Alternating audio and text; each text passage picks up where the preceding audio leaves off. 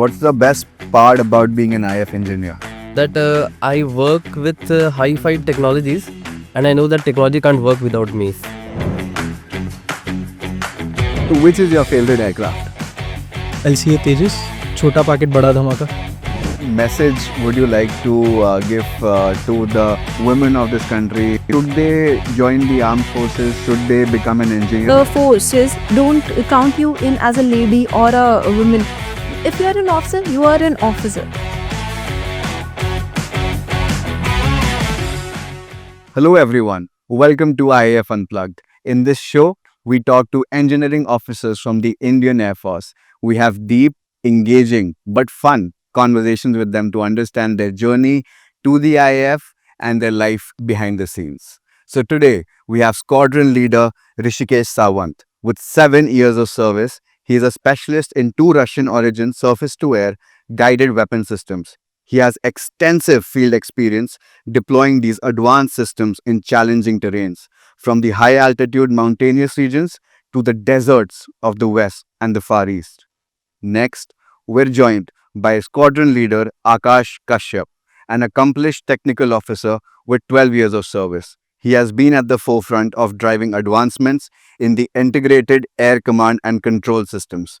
Beyond that, he's also a skilled flight engineer on the iconic Mi-17 series helicopters, where he has consistently turned challenges into triumphs, both on the ground and in the skies.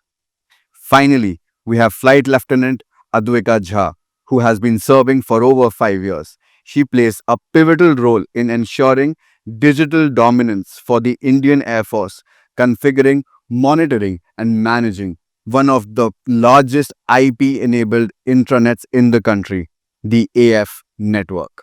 So welcome to the podcast, everyone. It's a pleasure to have you all on the series today. First up, whenever I personally meet somebody from the armed forces, it is extremely intriguing for me to know one single thing. And I'd like to begin with you, sir. It is what actually prompted you to join the Indian Air Force? Because we were just having a conversation a little while back outside, right? That you have had a corporate experience as well.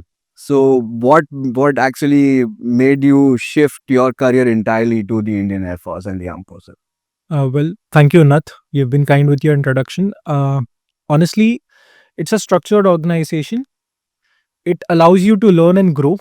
And the ethos of the armed forces are such that they'll ensure that before you lead your men, you're prepared for it well. Unlike other organizations, the armed forces invests a lot of time and effort into you to make sure that you're not only proficient in your work, you're also efficient and you're ready to face those challenges. I think that was what made me pursue this over corporate. Right. That is so interesting. So you were just mentioning that the armed forces actually invest in you as a person, right? So was that the sole reason why you switched to the armed forces as a career, personal development, or was there more to it? I think it's work-life balance. It's also a lot of, it rewards you with experiences. It rewards you with all the different places that you would go. It rewards you with the bond that you have with your fellow colleagues, both your subordinates, and most of your superiors turn into your mentors. It's not unlike corporate. If I know something, it isn't a skill that I would weigh against others. That skill probably was gained by me through one of my mentors, and I will make sure that all my subordinates are also imbibing it in them. It's never me against someone, it's actually a team that you lead, a team of highly proficient, highly professional air warriors. As an aeronautical engineer, the Air Force gives you an opportunity to make sure that they meet the operational requirement. How efficiently and how effectively they do it depends on the aeronautical engineer. Right. That's a very deep thought. And just adding on to this, Akash, so what do you think? What was your why to join the post? Okay, just take you to the life of a engineering student. There are many movies on engineering students that which will be your favorite. Mine will be Three Idiots. because they show the ruckus we create in our colleges. And think about the mentality of a young engineer there in the college, that he wants a life, he wants a system, he wants his hands to be operating on those systems. Now, IF, thanks to IF, that they made me eligible in third year only. I am a university entry scheme. That's the scheme I followed for entering into this organization. So they made me eligible in third year only. The assurity that gives you as a third year engineering student, that I'm going to join my national defense organization after my fourth year. So in fourth year, I was just like a flamboyant in my college. That okay, he's going to.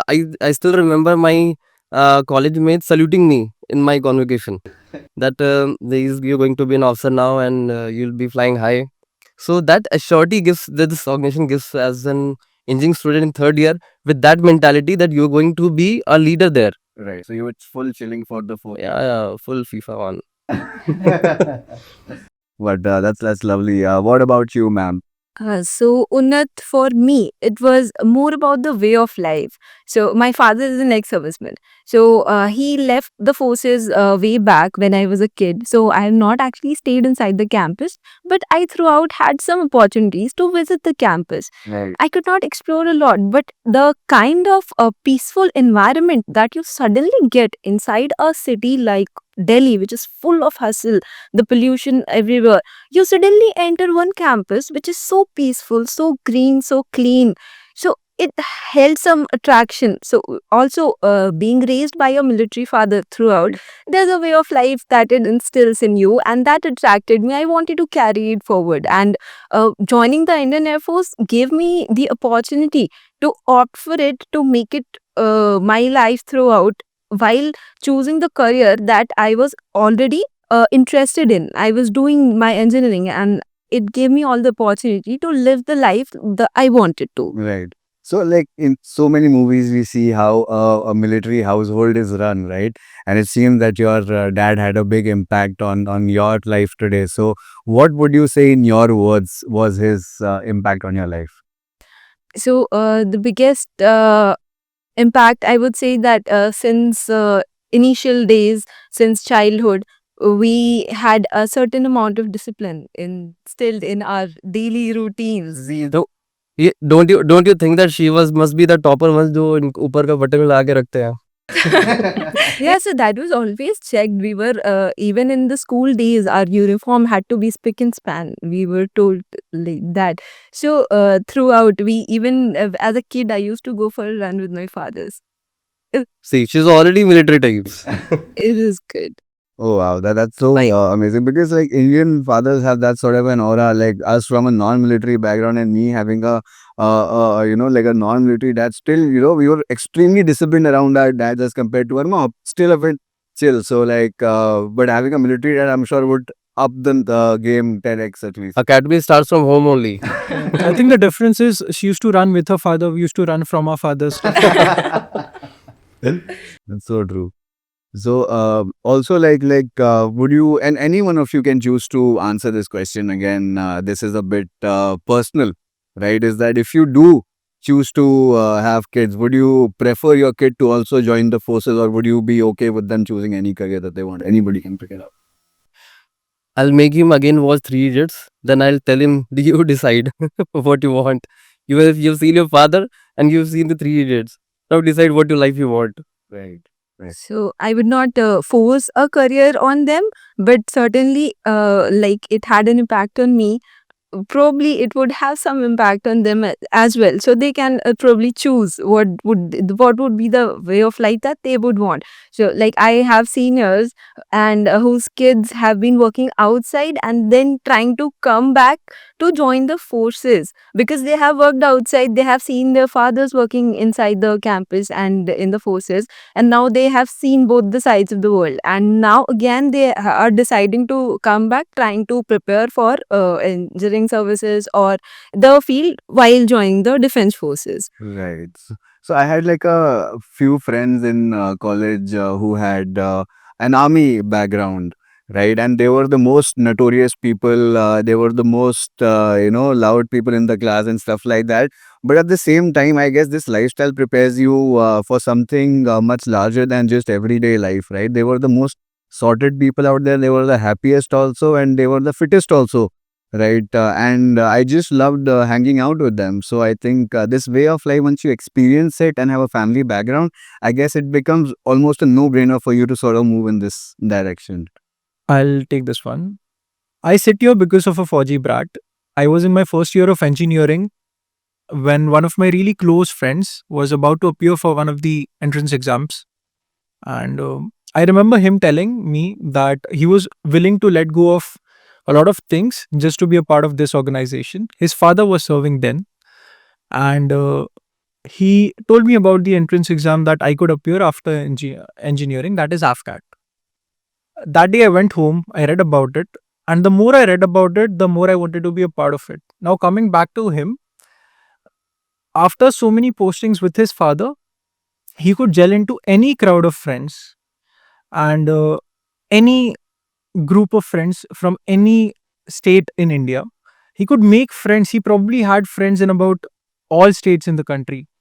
And this was because of his dynamic nature to adapt in different schools over the years. After every posting, he would say goodbye to a set of friends. He would make new ones. That's a big one. I think that way, 4G brats are raised very dynamically. Right, right. That's so true. Because this is one thing that you get to hear from everybody, that we moved around a lot throughout school life. That's so true. And just like before we move on towards the next segment, right? I have a question for you, Advika, right? What message would you like to give to the women of this country, and then the girls who are coming up and who would sort of hold the reins of power in this country going forward? Should they join the armed forces? Should they become an engineer? Because typically in engineering colleges, we see that mostly it's boys and it's men. That it's a very skewed ratio, right? So why should a girl join the Indian Air Force as an engineer? Okay, so there are two facets to it. If you're joining the forces, be rest assured that you are only going to be judged for your professionalism. If you're a good professional, it does not, the forces don't count you in as a lady or a woman. If you're an officer, you are an officer. You are at par with a male officer or a female officer. You are just an officer trained to be the same, perform under the same circumstances. There are women officers placed in THOIS as well. Everywhere, there's no limitation to what kind of roles you are performing, what kind of circumstances you get to perform in. So at the same time, there is pay parity and all kind of equality that you can imagine about. At the same time, we have a lot of issues when we look at the corporate world. Maybe they are judged for a lot of stages of life in different circumstances. While in forces, you get an environment that is very much respected. Whatever you are doing, whatever decisions you make, they are respected based on only your professionalism. Also, I would add to it saying, like I have felt unsafe while traveling in a bus, even with 10 female co-passengers. But being in the Indian Air Force, I have been on courses with 40 men, being the only female, being on adventure courses, being on trekking, on rafting courses for weeks, with 35-40 men, being the only female. And that thought that I'm the only female, will I be comfortable, will there be any problems, it never even crossed. That's Ever. amazing. So that is the kind of comfortable environment that you get. Also, It's amazing. That is, I believe, that kind of freedom, that kind of environment you would get only in the Indian Air Force when you are joining it and being a professional here. right. So that's something That's immense. beautiful. Yeah. Thank you so much. If you think about just a girl who is passing out from a college, she's at her age, she can conquer the world. And I believe this organization can provide those all things, those all expertise, those all adventures that they can pursue. They can have that experience because What kind of adventures? adventures, you may pursue your passion for games. You may pursue your passion for adventure, mountain climbing, cycling. There are many sports this organization supports us, and you can be in the same time. You can be on the tarmac. You can look after the aircraft. You can look after the system. Like she is doing. She is the center of the circle. This we all are circles. She at the center. She must go. Also, I mean, Uh, suppose this we all are systems. We all need to be connected. We need her to be in the center to be all us to talk. That's So because I'm a network engineer and I'm enabling the communication. I'm the one who keeps everyone around me connected and enabling all the operations that are going on through providing a robust communication infrastructure. So Yeah. I come in if I go out, there is no operation that is going around. So think a computer science engineer studying IP addresses in his or her college, and right now she or he is doing the same thing with her hands. So that gives an immense pleasure, immense satisfaction of that job that I'm doing is really is never non-critical. It's always critical system. Right. There's Mhm. nothing. There's nothing. This is not important. Everything is important for her. Right. So it must be a very thrilling day to day sort of a life, right? Like so much depending on you, everything being so critical. So, like, can you tell us, like, how is a typical day in your life at work? So for me, being a network engineer, we have a lot of verticals. So it's not just network or networking. We have a voice vertical, we have network vertical, we have data centers being managing the data of the Indian Air Force. Then we have cyber security, we have information warfare, a lot of verticals, and I can pick up specialization in whichever one I'm the most interested in. So right now I'm working in the networks and a bit in the voice vertical. So the kind of expertise you gain and the kind of challenges you face throughout the working environment, because we are at the center, as we already covered, we are in the center. So every day, right now I'm posted to a specialist communication unit. What we do is we are the nodal centers who are managing and configuring the entire Air Force network. We are monitoring it Yeah. pan India. We are monitoring it live. We have big data vaults to keep live monitoring on all the nodal resources. So we are 24/7 manning it, monitoring it, and anytime anything comes up, the faults are raised with us, and we are the one troubleshooting pan IF. We have a team for all the verticals, and we have specialized officers who are doing it throughout all the root cause analysis and the troubleshooting for reducing the downtime and keeping everything operational at all times. So all the kind of new deployments or the new integrations that are taking place, it is only being done through us. So, Rishikesh, so while we're on the topic, what are your views on the same? I feel the roles and responsibilities are the same. I would just like to say, हमारी छोरी छोरों से कम नहीं है. Because no, I say that because when I came into my first posting in North India, I was not only received at the unit by one of the women officers. Many of my real close mentors have been women officers, and they have been at par with everybody else. Academically, they were splendid. In fact, they encouraged me to do better academically, and it was only their guidance, it was only their stringent uh, methods of teaching me that made sure that I was also at par with others. And more importantly, I saw them work in the same challenging atmosphere that I was standing in. It wasn't a sheltered, cocooned atmosphere for women, but the kind of training that Air Force provides for both men and women, Right. it is to stand shoulder to shoulder and to make sure that they both are available to meet the requirements of the organization. Right. And so many like women we speak with, because as a part of our work, research is a big part of it to understand the market sentiment, right? So we generally see not a lot of women joining the force because of apprehensions around the amount of physical labor and the strenuous exercises that women are also made to go through at par with men. So do you think like people should be really worried about this? If I'll go back to my training days, I'm still thankful to those 5 AM drills because we pay in gyms to get healthy, Right. but this organization is paying you for getting healthy. So Okay. that's the good thing about this organization. If you are getting trained and you're getting paid also, you're getting healthy day by day. and it's not like yeah they're making you do something unrealistic Spider-Man wala thing. ठीक है? They're making you do some. हाँ, हम class में मुर्गा बनते थे बचपन में. The same thing you will do right now, but only with little more time, Right. with more patience and with more perseverance. Right. And you were also mentioning like so many different activities, mountaineering, rafting, and all adventure sports that you get to do as a part of this life. Like, who pays for it? Do the cadets pay for it, or how's it? No one pays for it. It's a paid vacation for us instead.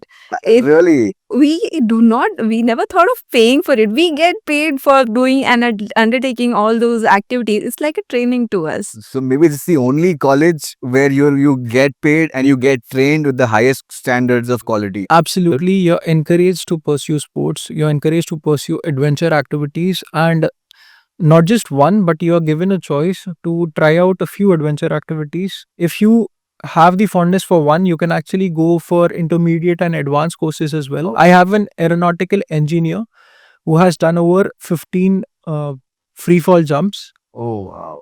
and he's also doing his primary duties as an aeronautical engineer in the aircraft You stream. can literally like get to live Zindagi Na Milegi Dobara in real life when you're with the IF. Possibly, yes. Oh wow! That's what I said, na. The age at which we go out of the college, that's the best time to conquer the world. Right. And the organization is providing you the same platform. And you still get to like do these activities today?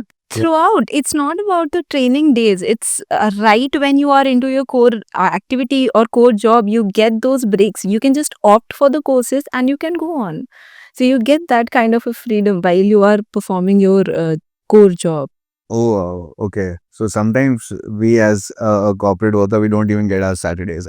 So it's really mind-boggling to know that while we're sort of toiling away at our desk, the same desk with the same coffee every single day, you are taking a jump out of an aircraft somewhere else.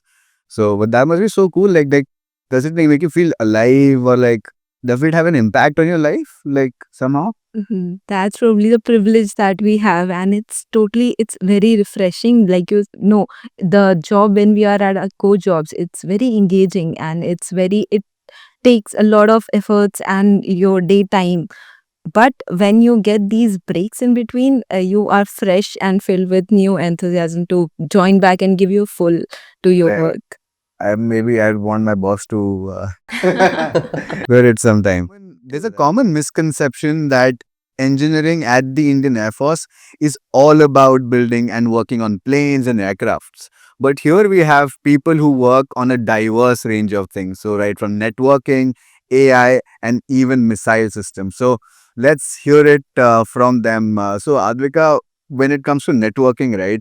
So you were just mentioning a bit about what sort of role that you have to play in every single day, right? Can you actually go a bit deep and then talk about the different systems you worked on? What has been the most fun part of your work, and also something that you might have hated the most? Okay, so I'm an EC graduate. So I'll be very What's EC? it's electronics and communication engineering. So I done my BTech in ECE. So I'll be very candid in putting across that I was not very aware of would I be able to work in my core technology, what I have studied, will I be able to put it to use? Because that is what most the engineers want to do. What they're learning today, are we going to ever apply that in real? So, but Air Force has provided the kind of opportunity, the broad spectrum of opportunities and fields where you can actually work on. I was fortunate enough to become a network engineer in the AF and maintain this intra-network. So, in networking, I can also choose to work on data centers only. We have state-of-the-art data centers. We maintain and manage and configure those machines, those servers, our own. Then we have the network vertical where we work right from the IP schema for entire Air Force. Sorry, IP. So it's very the internet protocol IP addresses you Right, would have right, I've heard. So heard the that, yeah. addresses we Okay. have an intranet. So we design the entire IP schema on our own right from the scratch for all our machines, all our endpoints. So we work on that. Which machine talks to what, and we work on very typical use cases which you will never get outside. Outside you can get a typical case that this section does not speak to this section. This section only speaks to a different section. Can you give like an example of your life, like what other engineers work on, and what kind of things you get to work on, like as in Okay, IF in the network? corporate, we work on very typical kind of setups. Maybe the management team does not get to work for speak, or the machines that are in the management team don't speak to the operations team or the HR team. That is the typical segregation that we have. Right. But in the military, we have, depending on the military missions, the requirements, we have the most typical use cases. The nature I won't be able to divulge here, that's obviously classified. But the most typical use cases, we brainstorm and design the network integrations. We design, test, develop, and then implement them in our environment. So it's very satisfying when you are having a new challenge. Like, we have been able to integrate an airborne element and an element placed in a faraway jungle or a deep valley in Ladakh. Across the Indian map, we have integrated all the elements on one information grid. So that is very satisfying also, and very empowering for a network engineer. You Right. don't get to work on those typical cases everywhere. Right. So maybe like, is it fair enough for me to say that it's maybe like, so a lot of startups in India are working on cutting edge technology and different use cases of technology, right? But they're still working from an office. But at the IF, you might get to do a lot more interesting work in a lot more interesting place as well, like the valleys that you said. We get to have those deployments. We don't only design and then test, we get to have that deployment and the satisfaction that yes, this design is working the way exactly what we wanted. We achieve those targets right in front of our eyes. We don't take years to reach there. And we get to have the deployments on hands. In, like, we have tactical terminals which are used to provide communication even in the most remote locations where eh, going or surviving for men is very difficult. So that's a lot of information for me. Like there's a lot of like there are words also. Having heard this geek engineer, now I'll take you to my sci-fi movies. Please. Actually, I perform the job of an IACC officer. IAC, we can Google it. It's an integrated, automated air control and command system. So, what we do is, my morning starts with saying thanks to her because she's behind the network. So, my job is to integrate the radars. We have radars. We Right. place them somewhere geographically. Then my job is to integrate them. That includes networking. That includes AI. That includes software development. That includes embedded system. So there are many paraphernalia that are involved in my job. So integrating a radar placed in J&K, and I am sitting in somewhere in northeast, and I can see the aircraft flying in J&K. That's my job. I have to create that sci-fi movie into reality. Right. I put that thing in reality. I can see that the aircraft is flying in J&K, and I am sitting in Shillong, and I can talk to him in real time. Sometimes we do it for fun. Yeah, matlab, we do it for fun, but the main crux is that the operation should go on, Right. and the networking that we do is very critical for our air defense. That is IA's primary job of creating air defense situation environment in our country. So integrating a radar, a person sitting in J&K is very reliable for me, is very dependent on me. That sir will give me that basically that's an eye for me in the sky. Right. So sir will give me that provision of having integrated to a network where I will show the aircraft that I am picking up to a TV. And just you can see that aircraft flying, and you can see in the TV, okay, some aircraft is flying in J&K. If I were to say that you're that person in the movie, in a heist movie where who does everything, right? Like you just give them a call or and the thing He gets done. actually brings alive those fancy data walls with all kind of information all integrated in one real-time information. You're like in a war room sort of a situation where you got like hundreds of screens and data and like He's enabling that. So see how I started as a normal EC engineer, electronics and communication engineer, what I'm doing right now. I see the jump that I have gained professionally. That is remarkable. Matlab, I myself get sometimes ki what I'm doing. Matlab, have I done this? This is my created thing. right, So right. it's a remarkable experience. Summing up their job, when we deploy off base as a missile unit, the big boss asks for three things. Pani hai. Khana hai, AFNet hai. Then that location is finalized. Right. Right. And like it's available throughout the country in the remotest of Absolutely, absolutely. It is their job to make sure that any sensor, any shooter in any part of the country is connected to a robust network, and it is eventually the backbone of your right. operations. So a little while back, we were talking about how the Indian Air Force is using artificial intelligence and machine learning technologies to power a lot of operations, right? But like, actually, can you help break down and dumb this down a bit for our audience to understand exactly how we're using it and how do we plan to go big with it? Well, I'm no expert, but I think all major armed forces in the world right now are using weapon systems that use machine learning. Machine learning is used because the algorithms identify the friendly and the foe aircraft. There's always an operator sitting behind, but it's usually your algorithm, your machine learning algorithm that identifies an aircraft, but depending on the rate of climb, depending on the rate of descent, depending on what kind of attitude that aircraft has. And the armed forces in India as well have been using systems that implement AI right since 2008. Really? Yeah, well, machine learning, subcomponents of AI. Right. But when it comes to language processors, those are very recent. They too are being used in small capacity. I think these two network guys would be the best people to say. Right. Uh, Talking about AI, IF has been evolving using the AI. We have the office automation we have done using AI. The e-directory, the file repository, everything has been transformed through AI. We have systems running already that gives us the artificial intelligence that apply your intelligence in this thing now. Okay. And we have institutions like Udan.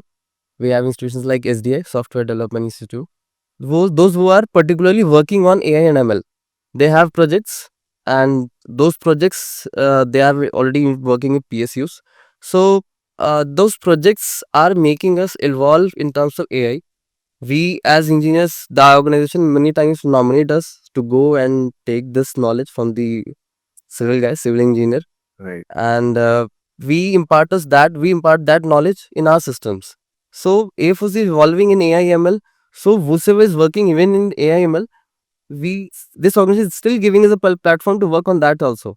So we are not like कि we are very पिछड़ा वाला engineers that only हमें nut screw आता है. Right. We know the AI language also. We have specialized labs to work upon and develop these designs and systems for us. Okay. Like Udan also has a separate lab. SDI Institute, Software Development Institute. It has separate labs, so the engineers can actually brainstorm and design their own things that comes in use for the IA. Right. So I just give just one example of my experience with this AI ML.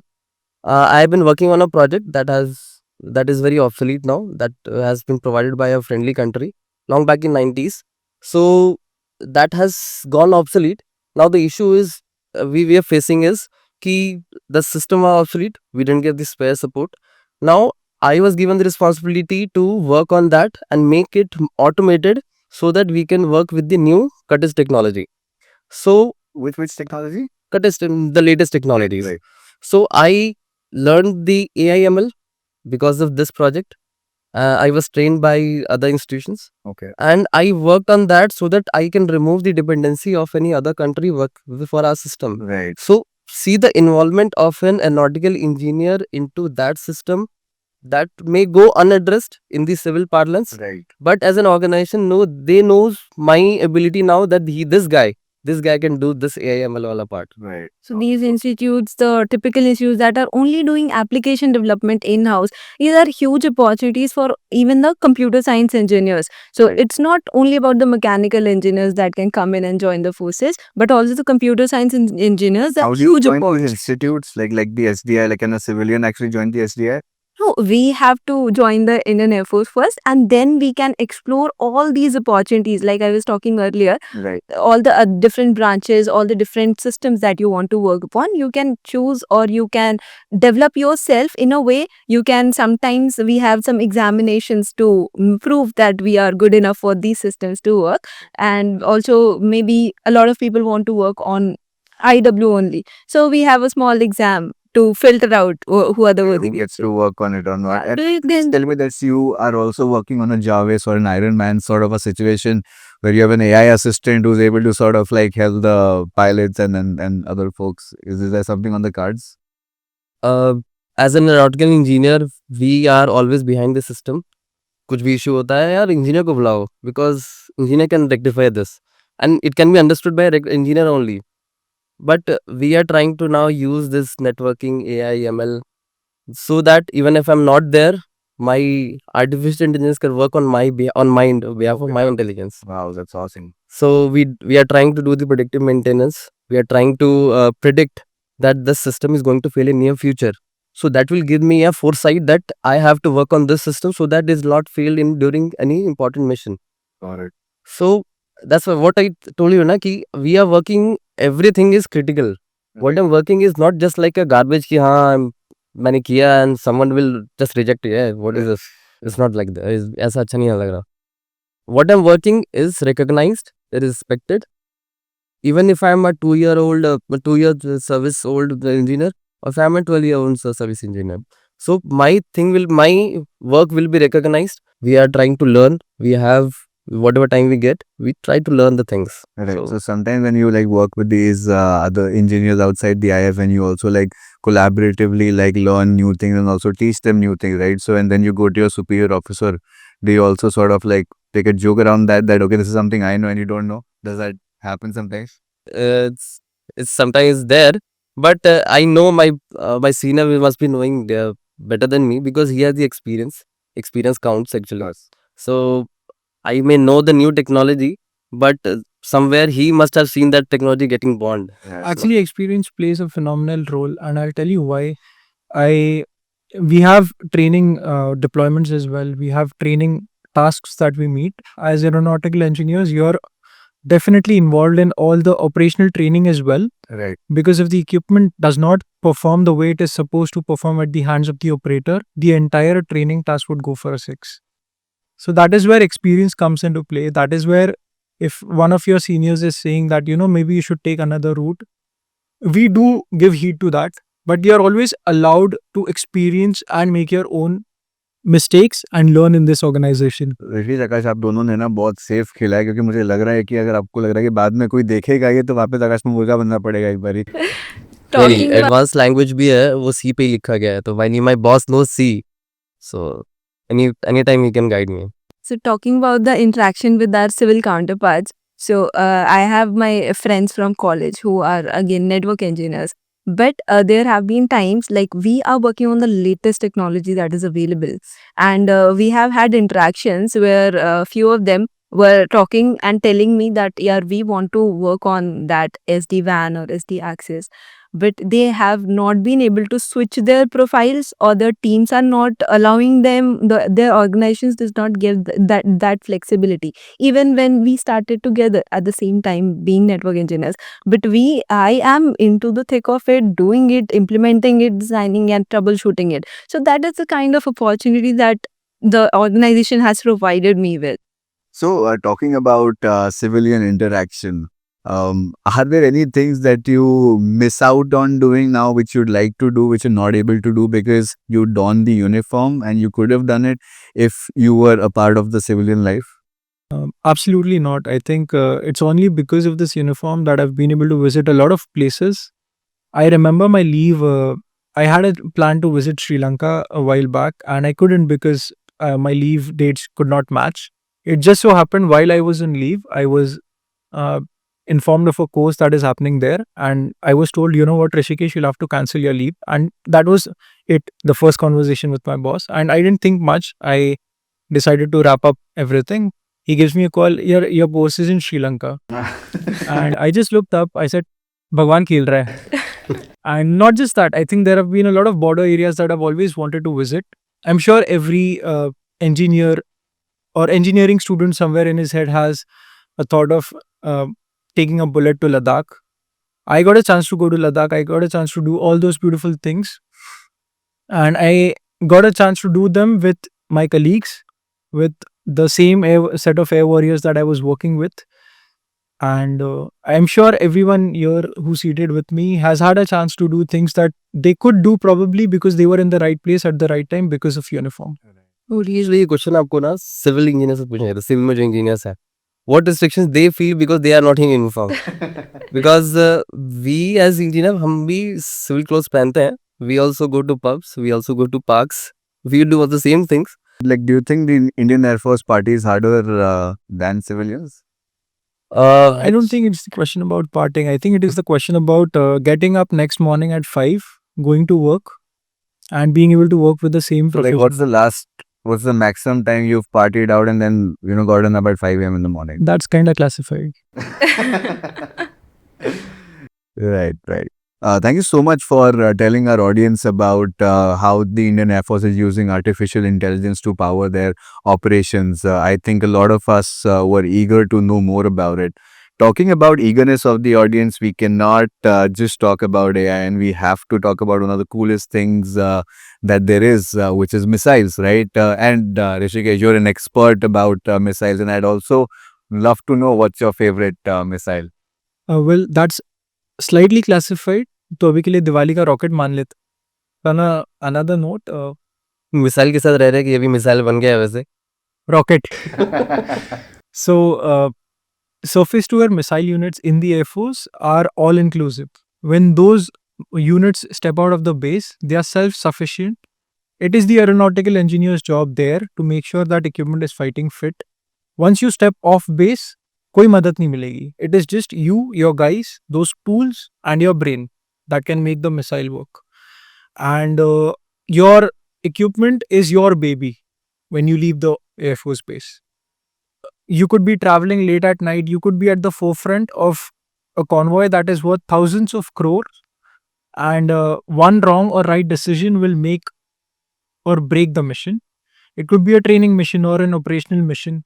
When it comes to missiles in general, the Air Force has some of the most state-of-the-art inventory. We have systems that we have acquired from Russia, from Israel. We have very good indigenous systems that are already in place in field units and are also being developed by some of the PSUs. But most importantly, as an aeronautical engineer, when you deal with missiles, the safety aspect is something that is never overlooked. Right. It is always a safety first mindset. You're off base, you're deploying, you see the road to be too narrow for your missiles or the vehicles that the system is mounted on. You choose to go through a field. You never know if whether or not that soil will be able to take the load of the vehicles. I have taken such decisions wherein I am in my crisp new overalls, new combat boots, and are outside of Air Force Base. I am in fields, mud till the knee, pushing our equipment through a field, and that farmer itself is saying, "Sir, kaha ghusa diya aapne?" And Think about the men who is working under him, how they will be surviving during deployment. Yeah. Right. So, also recently, this Iron Dome came a lot into forefront that Israel has actually deployed. So, do we have a system like that, or we're getting one, or we don't require a system like that? see, Iron Dome is a nomenclature for a system that they have developed for their operational requirement. Today, as we speak, the Indian Air Force is actively deploying missiles that is defending their air bases, that is defending their high value assets very, very, very effectively. And we are not only harping on technology that we have imported, equipment that is imported from other nations, but we are also indigenizing a lot of the content because, as we have seen, if a nation goes to war, it may not be able to provide warfighting equipment to other nations, Right. which is why it is very important for the Indian Air Force to absorb systems that are indigenous, and the Indian Air Force is actively doing that. And how we are benefited by that is that very, very proactively they seek feedback from the operators, that is the Indian Air Force. Our own PSUs, our own factories, they are churning out equipment that is bespoke to the environmental conditions, to the needs of our Indian Armed Forces. Right. And who's at the forefront of this R&D? Like, is it you guys or any other PSU that's working on the R&D for it? So we as Indian Air Force are users of those missile systems. Okay. We do not develop those, but you have DRDO, which is the premier institute for all things Right. defense. You have PSUs that adopt the technology that is developed by DRDO. Okay. They in turn work with sub vendors, and then you get a final fighting fit equipment to you. Got it. Your job as an aeronautical engineer is to make sure that equipment is working spick and span every day. It is ready for all operational and training tasks. If the big boss says you have to deploy in 3 hours, you start calculating T minus 3. And if your equipment is fit, if your guys are fit, if your morale is high, there is no task that we have not achieved in the past 7 years. And I'm sure this has been the energy that the Indian Air Force has been training its operators and engineers with. Right. Right. Actually, in addition to what he has commented upon, we have PSUs working in cognition with us. We have the systems that are developed by PSUs. So, as an engineering officer, this organization is providing me an opportunity to interact with them. As an aeronautical engineer, मेरा काम है to tell them कि this is how when this system can improve. Right. So, Okay. and this is the performance right now, and this is how I can improve. Because I know what is happening on the ground, and he's developing in his cubicle. So he's not coming to my field. So I have to go to his cubicle and tell him ki, please improve my system. Right. So that's why we get many opportunities to get interact with them. We also get training modules with them. So there is always a coalition that is working on, and that's how the systems are running. Right. I'm sure. So like there are a lot of like apart from just internal feedback, we also do a lot of joint exercises with a lot of our partner nations. So like I'm sure like that would also help us gather a lot of feedback about our own systems. And is that also something that you pass on to these manufacturers? Correct. Absolutely. Yeah, the original equipment manufacturer, or OEM as we say, always gives us an equipment that is tried and tested. However, the environmental conditions that the equipment is operated in always has an effect on that. Right. Now, the subsequent versions of that equipment, when they come to us, they are always more robust, more geared to take on the beating that any war fighting Right. organization would put it through. More importantly, when we work with Indian vendors, we have realized that the kind of support and the kind of pride that they have providing for the Indian Air Force as a contractor or as an OEM, that sense of pride is seen in the equipment, because I have had the privilege to work both on Russian origin systems as well as indigenous systems. I can say with a lot of confidence that when I touch the Indian made systems, they are at par, if not better, with the imported ones. That's awesome. Secondly, if I have trouble using it, Right. I am more confident about it being serviceable the next day, because the vendor that is there in India is more approachable, he's more supportive. Right. That is why this push for indigenization is very important for a organization like the Indian Air Force that operates in all kinds of terrains. Right. So are we also like exporting our weapon systems to other Definitely countries? we are. And I think that should be a very proud moment for our nation, because our missile systems, if I can name Akash, is being exported actively to several nations. And I'm sure the feedback that we get from that nation Right. would make the equipment back home even better. Right. Because anyways, I think India is renowned as the powerhouse of technology and IT throughout the world. We have some top CXOs and top enterprises which are literally changing our lives as we talk today, and it's all heralded by Indians. So it is so amazing to know that even our weapon systems and our indigenously built technologies in terms of defense are being exported to other nations. And I think that also lends us, if not anything, a lot of soft power also to enable a lot of things for the country. Absolutely. That's amazing to know. So it was really insightful to know about how we're using networking and AI and missile systems.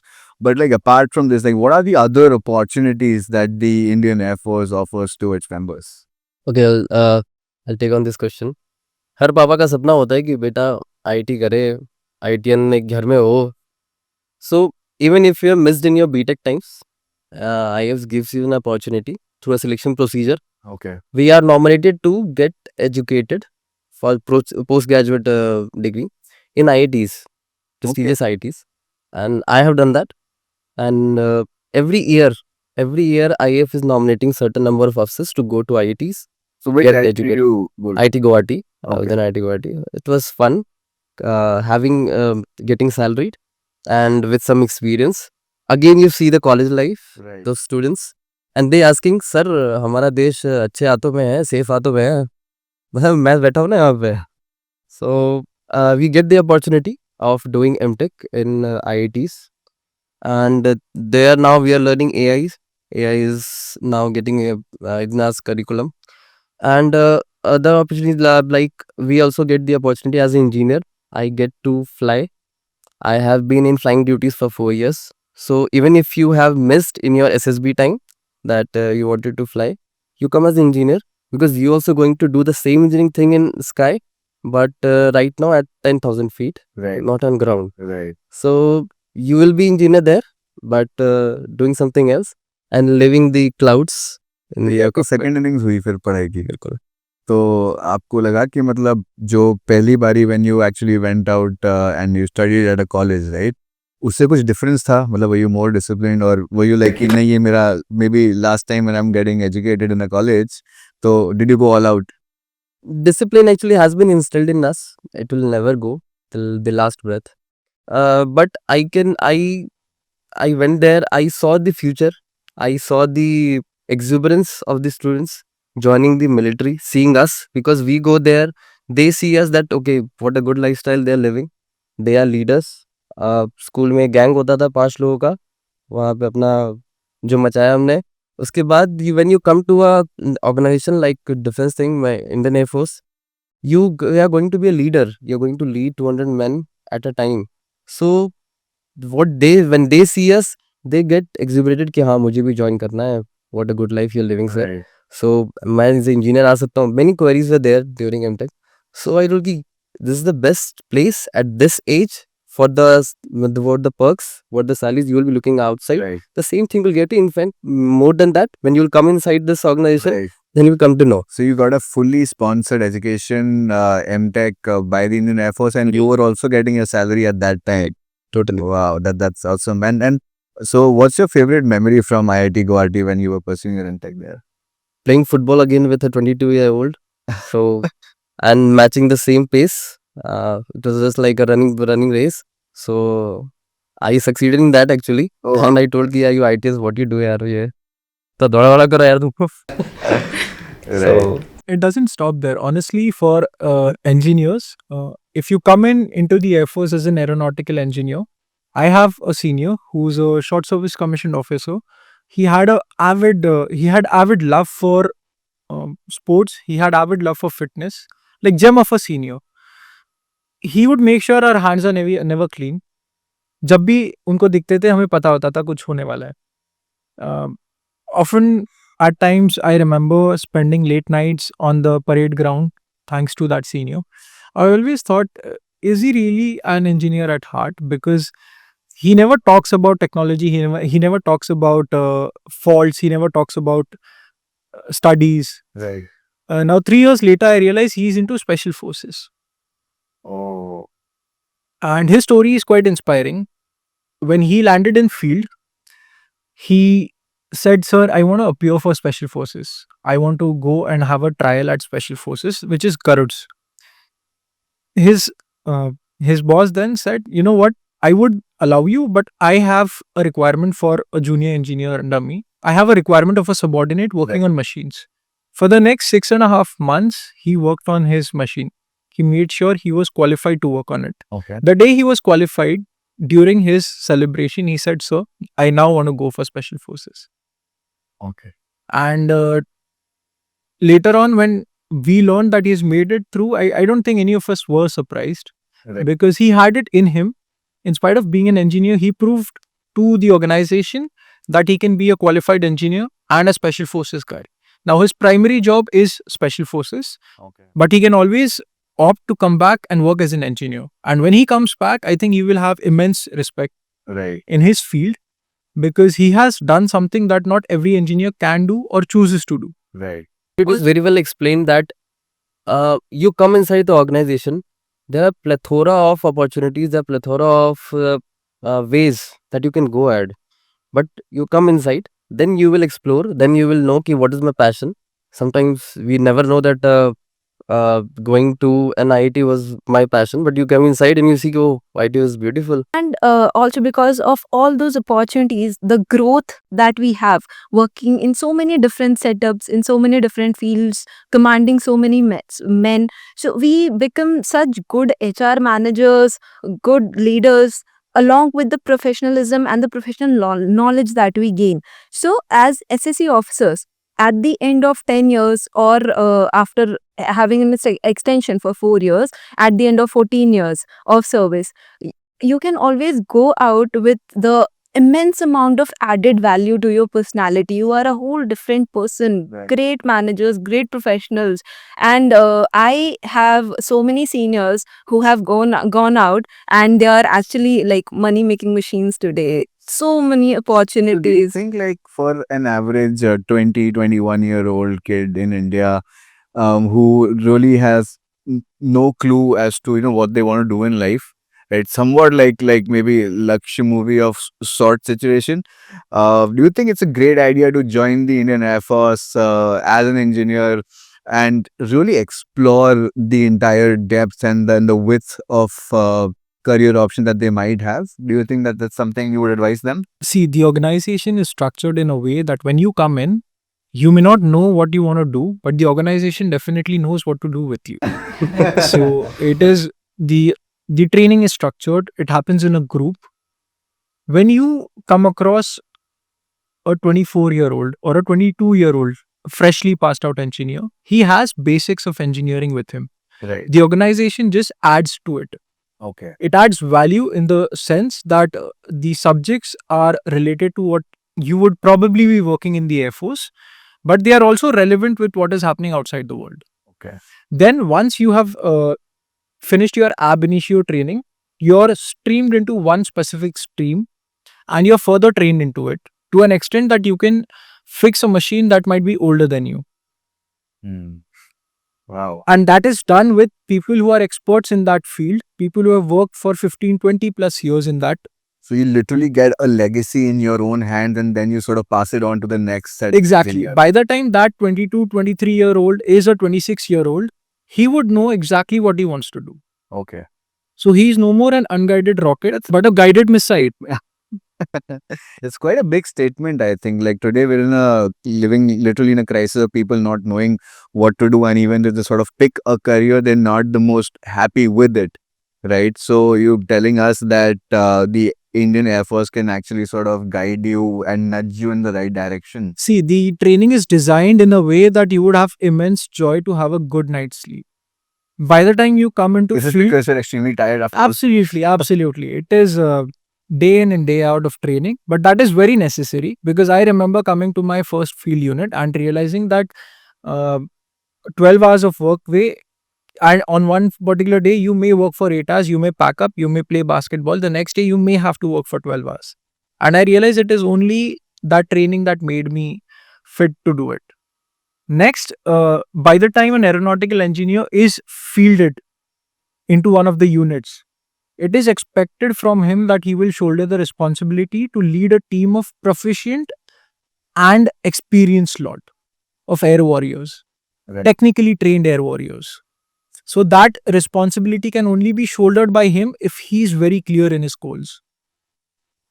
If you have a liking for aircraft, that choice is definitely taken into account.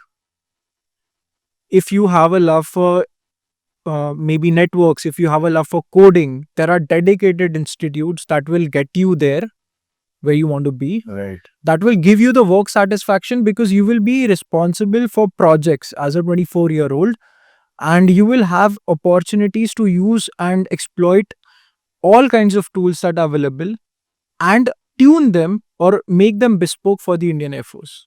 Right. And the kind of investment that the organization will do into you Right. based on your choices and your thoughts I don't think that is something that many organizations can even afford to do. So, like, would you say that you were satisfied with the nudge that you have personally been given by the IAF? Today, as I look back, I think I have not only developed as an individual, also as an engineer.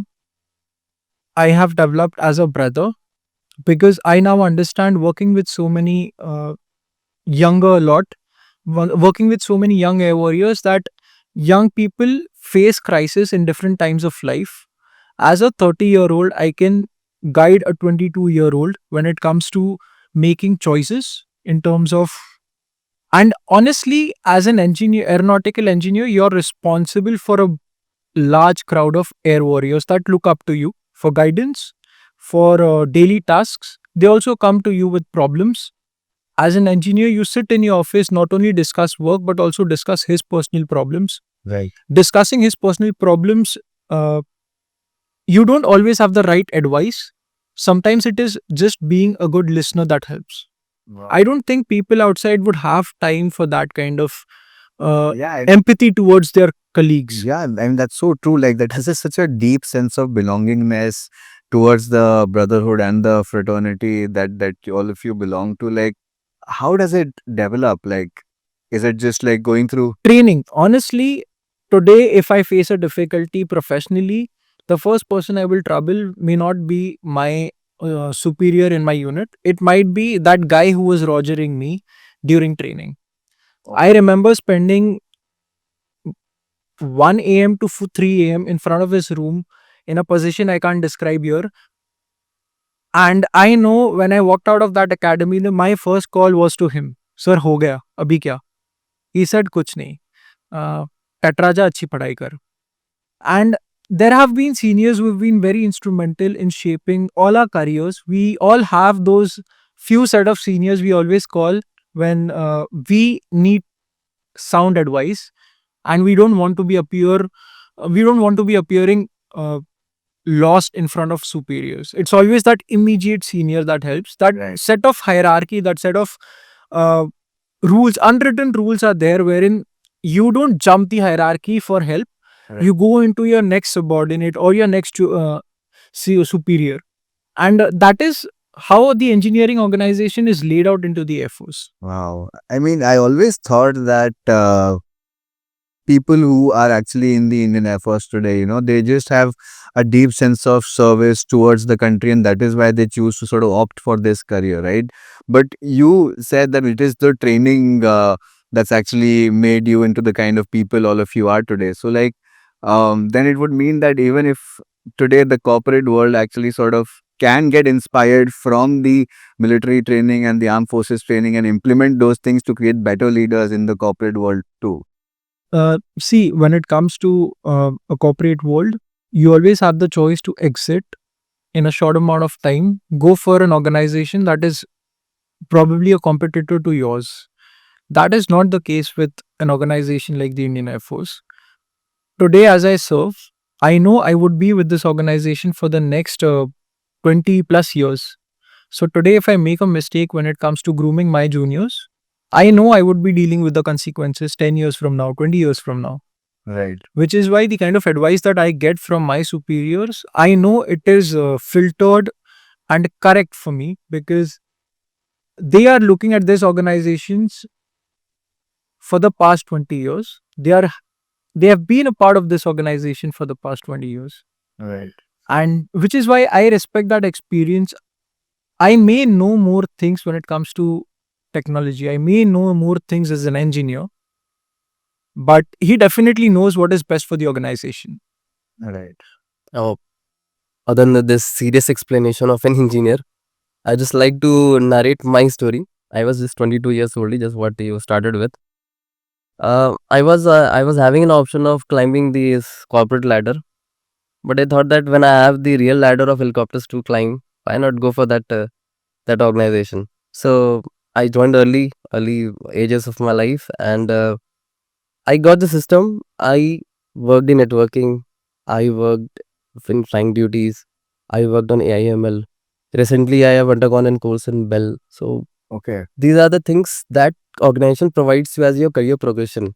My professional upliftment has been done, Organization ensures that you are uplifted in your professional skills. So, coming to this organization rather than climbing in this corporate ladder will give you a immense satisfaction and skills that will be can be used by the short service officers if they complete the engagement and in the service. That is very much useful outside because you have become a, other than engineer, you have become a leader, and you know how to adapt, you know how to innovate, you know how to tackle situations correctly Right. with precision. There is no margin of error there. You have to be accurate. You have to know that this is the snag and this is how it will be rectified. Right. Whether it is a printer or whether it is an aircraft. So everything that whole spectrum should be covered. So that skills we learn in this. There's always so much happening at the Air Force and across like a variety of geographies, variety of systems, technologies, people. How is this entire behemoth being managed and structured, Adhika Mefrino? Yeah, so there's a very well structured organization around us. Starting from a typical Air Force base, we have a set of technicians trained on a lot of different systems. Like in a base, we have aircraft, radar, tactical vehicles, networks. So we have a set of assistants or technicians who are trained and they work on these systems. Then we come into the play. We are the engineering officers, EOs, Right. and we are assisted by these technicians also. And then we have some senior engineering officers as well to guide us, supervise us while we are working on the system to keep it operational at all times. Now, at any base, there is a chief engineering officer who is the senior most engineering officer at the base. He is responsible for all things engineering going on in the base, irrespective of a particular system. He is responsible for all things that concern maintenance. average would this person be working with? So, this depends also on the size and role of the particular base. If it's a flying base, it's typically about 400 people. If it's a small base, only radar unit, say, it's about 100 200 people on an average. So it depends on the roles and responsibilities also. And the guidelines of functioning of how to go about a lot of activities, what are the operations that are to be undertaken, these are coming to us from the command organizations. Like command is a step above from the bases, so there are people sitting with a lot of years of experience from field units at these command headquarters, and they form all these policies or they design the operational activities for us, and we follow those activities and perform our own responsibilities. These are updated regularly, these policies. Yeah, these people, as per the requirement of organization, as per the roles that we are to perform under different activities going on the national or international level, these keeps on updating and changing. Now at the pinnacle of it, we have the air headquarters, and there are some very senior engineering officers, again IF or engineering officers, who are senior most, and they are providing the guidelines for the entire Air Force to act as per the requirements of the organization. Absolutely. Yeah. Correct. As an engineer on field, it is your responsibility to not only ensure that the policies that are in place are complied to, because each and every policy is, it is said that SOPs are written in blood. Okay. If those maintenance activities are not carried out, that aircraft may not be flyworthy. It is the engineer on field asserting that that missile is safe, that aircraft is flyworthy, and it is only those policies governing how well that aircraft has been serviced. तो IF की flights late नहीं होती कभी. अगर हो गई तो That's why the It's mission engineers critical. say na, ki Cannot be always- late. Always double check your checklist. We always say that, right? Because not just that, I think as an engineer on field, you know that if a job can be done a better way, there is a very robust feedback mechanism wherein you write back to the policymakers and you say that, you know what, we can do this better by doing this job in a more efficient way Right. or a more effective way. and they will consider, irrespective of your seniority and your experience as a field engineer, when you write back to the policymakers, you can be rest assured you'll get a call back inquiring about your experience Okay. servicing the machine, inquiring about your tradesmen, any difficulty that they are facing, and that is where we play a role that is very crucial to make policies that are effective and gearing towards aerospace safety. Right. Now, in addition to this only, in this structure, we have BRDs, we have base repair depots, where we undertake the third line and fourth line servicing. Actually, we have types of servicing of the aircraft. So, BRDs basically they are responsible for the advanced servicing of aircrafts, systems, missiles, communication lines. So, we have BRDs in place where a certain expertise of engineering officer is utilized. They are posted there. They undertake the activity of innovation, they undertake the activity of Indianization.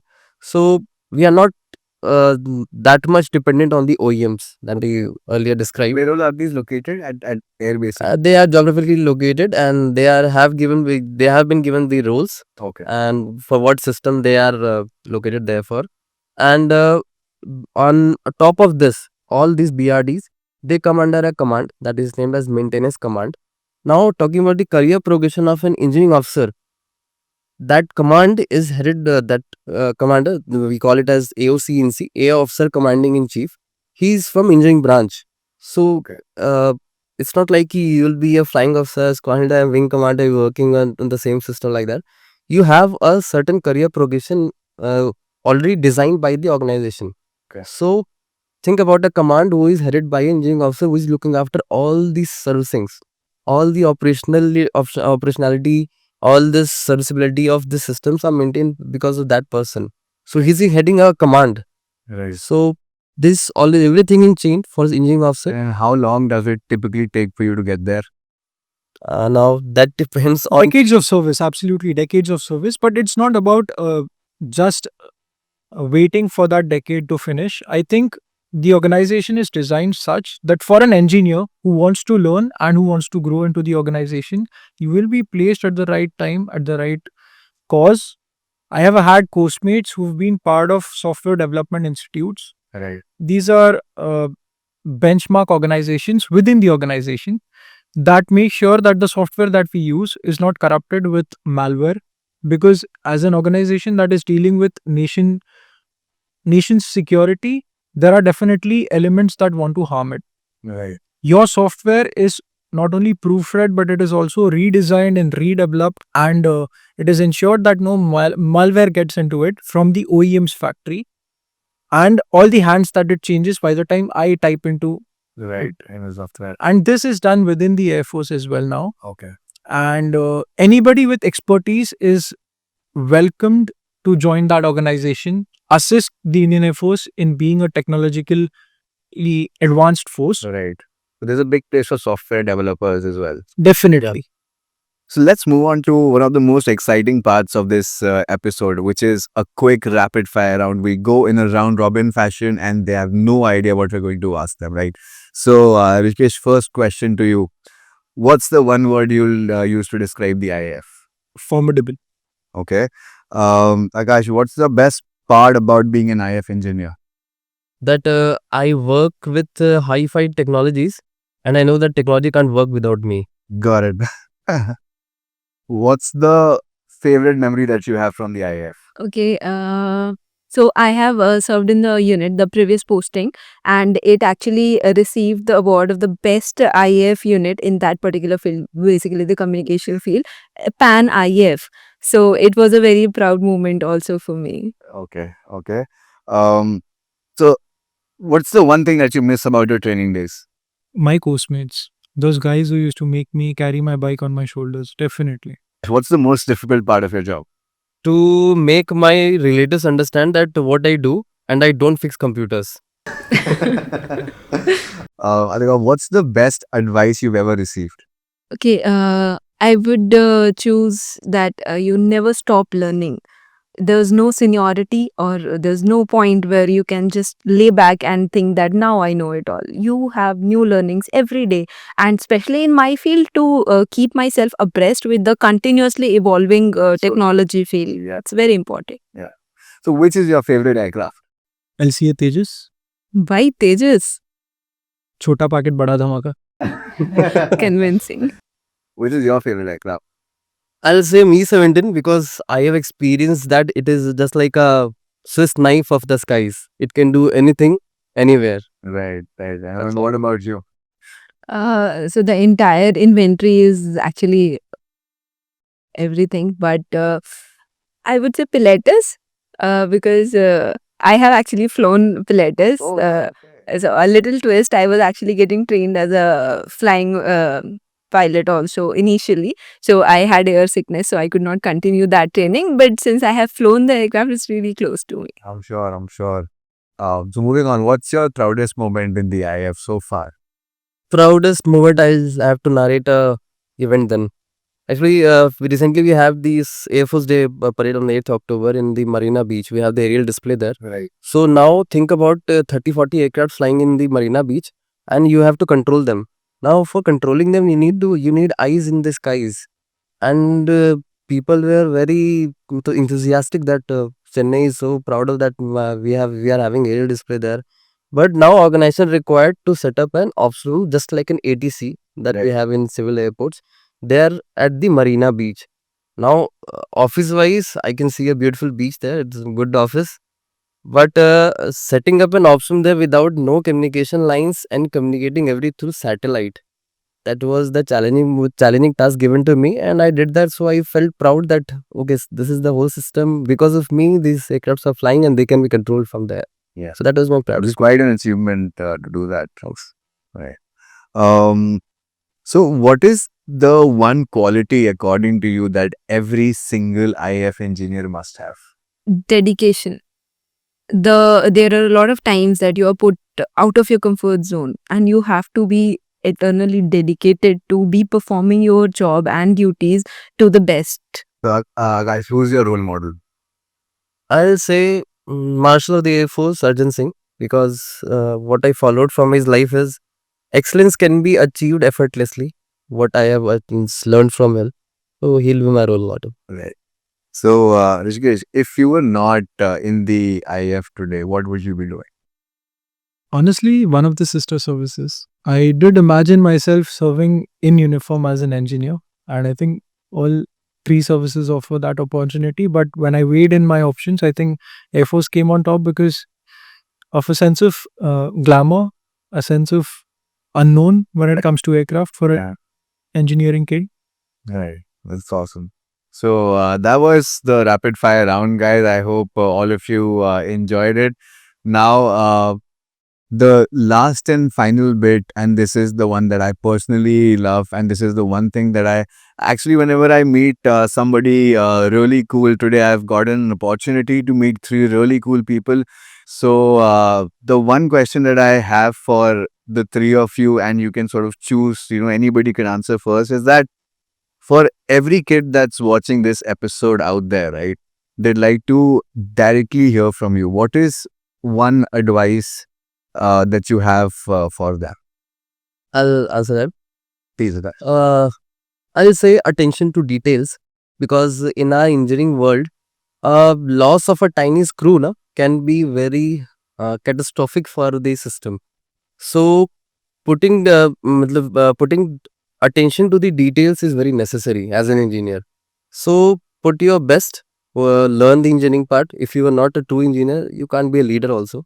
So learn engineering, stay calm, stay innovative, try to adapt. Right. So that's all I will say. From me, it would be traveling and exploring is actually the hype to these days. Everyone wants to travel to explore new places. So if you actually want to be exploring the most remote locations in the country, be it the northeast, the deep valleys of Ladakh and Leh, and then the most remote and difficult deserts and island as well. So if you want to be performing your core activity, your engineering activity, have that satisfaction while exploring the most difficult terrains, this is the place you should be. None other organization is going to provide you with that kind of opportunity. So certainly, if you want to follow that passion for traveling and exploring, and also the engineering inside you, Right. then this is the place you have to be at. I'd say perseverance. If you've tried something as a coder, you don't always deploy the code the first time. There's always bugs. You work on those bugs. There's always refinement to be done. You don't give up the first time as an engineer. And I think if you've tried something, you can always go back, make yourself a better person, and come back and try again, because that effort that you've put in yourself, it's something that is needed in the service as well. And if you have it in you, definitely join the Indian Air Force. It's beautiful. And that actually brings us to the end of today's episode. Guys, it's been an absolute pleasure, and there are a lot of emotions inside of me that are going on. We've had a bunch of amazing conversations, and the one striking thing that I always experience when I meet somebody from the Indian Air Force, and especially the engineering side of the force, is that the depth and the breadth of conversations that you guys are able to have, be it about health, fitness, society, topics which are core engineering. It is just mind boggling, right? And it's always so insightful to meet all of you.